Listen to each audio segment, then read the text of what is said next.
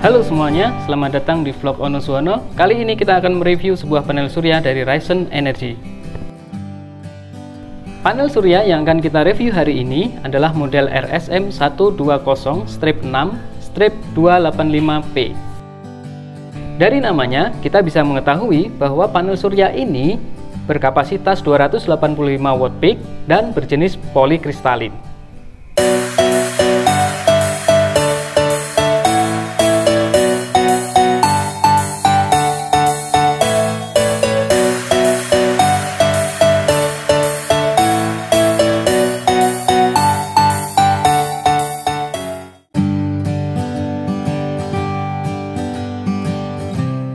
Panel surya model RSM 120-6-285P ini memiliki dimensi 1685 mm x 992 mm.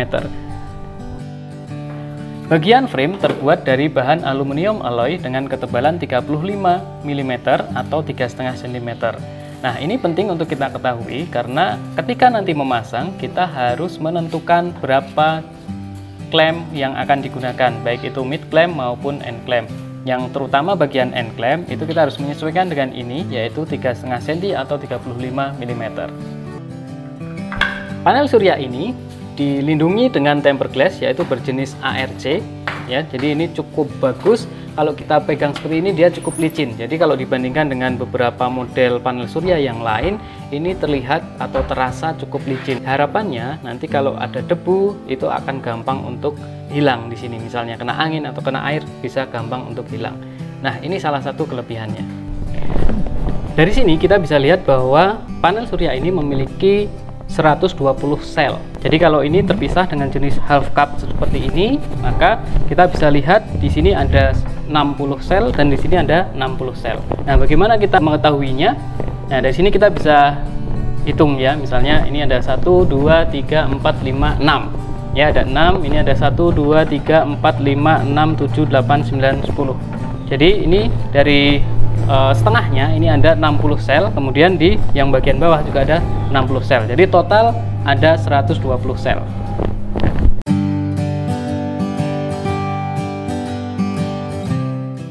Oke, sekarang kita akan bicarakan terkait dengan spesifikasi elektrikalnya, yaitu berapa sih daya yang bisa dikeluarkan dan juga berapa tegangan yang dihasilkan, berapa arus yang dihasilkan. Kita mulai dari daya. Model RSM 120-6-285P ini memiliki kapasitas yaitu 285 watt peak. Sementara itu, untuk tegangan terbukanya atau tegangan open circuitnya yaitu VOC, kita sering menyebutnya VOC, ini memiliki nilai 5. Panel surya ini memiliki tegangan terbuka atau V open circuit atau VOC sebesar 38,58. Sedangkan untuk arus short circuitnya atau ISC adalah 9,4 ampere. Untuk nilai maksimum power voltage atau FMPP-nya itu sebesar 32,4 volt. Untuk nilai maksimum power current atau IMPP yaitu 8,8 ampere. Tentu saja spesifikasi tadi adalah spesifikasi hasil pengetesan secara standar, yaitu dengan solar irradiance sebesar 1000 watt per meter persegi. Nah, kalau untuk nilai yang akan kita dapatkan ketika ini dioperasikan dengan kondisi normal, terutama di Indonesia, tentu saja kemungkinan besar kurang dari nilai-nilai tersebut. Untuk konektornya, di sini ada MC4 dengan kabel yang memiliki penampang 4 mm persegi atau 12 AWG. Kalau melihat dari arus maksimum yang bisa dihasilkan oleh panel surya ini, maka 4 mm persegi atau 12 AWG itu sebenarnya sudah cukup. Ya, tapi bagaimana kalau menurut Anda? Mungkin Anda juga pernah pengalaman yang lain terkait dengan ini, silahkan nanti bisa komentar di kolom komentar. Ya, jadi nanti kita bisa diskusi apakah 4 mm persegi atau 12 AWG ini sudah cukup atau belum. Satu hal yang tidak saya sukai dari panel surya ini adalah konektornya yang pendek. Jadi kabelnya ini sangat pendek menurut saya. Jadi kalau kita mau menguji misalnya atau mungkin menggunakan ini sebagai kombinasi atau paralel seri, nah ini masih sangat pendek.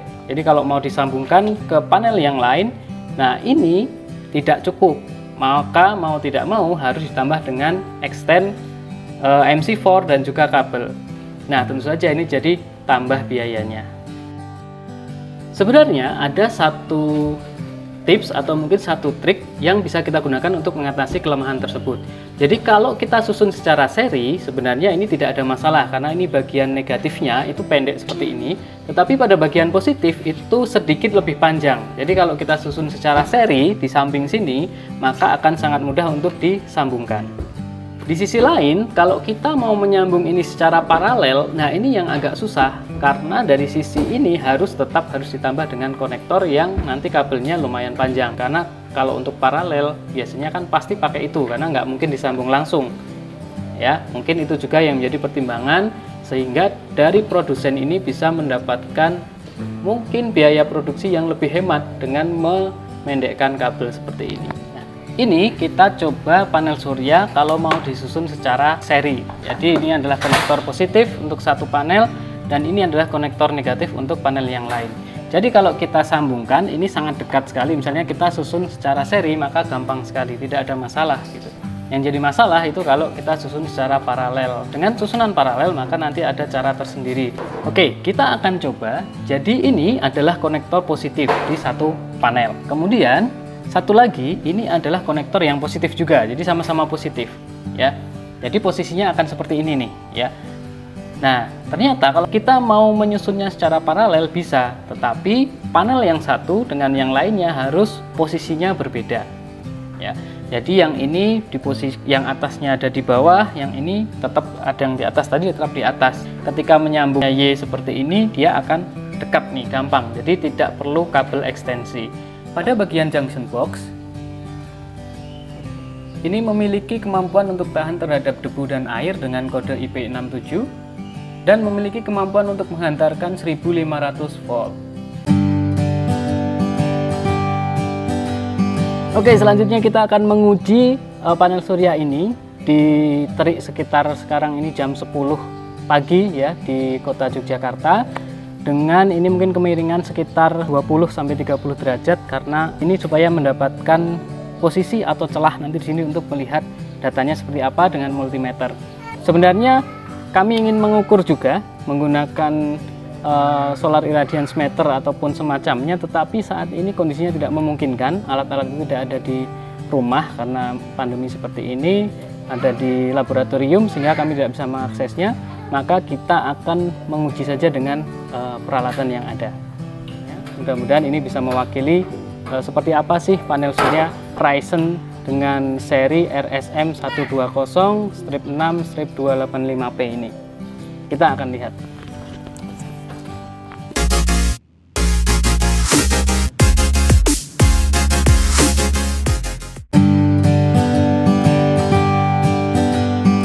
Oke, kita sudah mengecek menggunakan clinometer di handphone bahwa kemiringan panel surya saat ini adalah 26,8 derajat. Seperti tadi sudah saya sampaikan bahwa kemiringan ini antara 20 sampai 30 derajat. Nah, kemudian kalau kita lihat pada bagian multimeter yang sudah terpasang di sini bisa terlihat menunjukkan angka untuk VOC-nya adalah 33,7 volt. Meskipun menunjukkan 33,7 volt, tapi tadi sempat menunjukkan sampai di 34 volt. Ini mungkin tergantung dari solar irradiance yang ada dan juga mungkin kemiringannya ini juga mempengaruhi.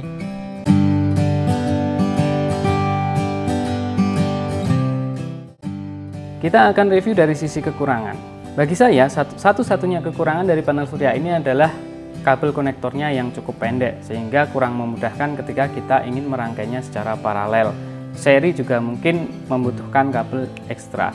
Kalau dari keseluruhan overall dia sangat bagus bagi saya dari sisi ukuran, dari sisi output, kemudian dari performa juga tadi lumayan bagus. Kemudian ditunjang dengan bagian cover atau tempered glass-nya yang cukup licin sehingga bisa memudahkan untuk menghilangkan debu yang ada di atasnya.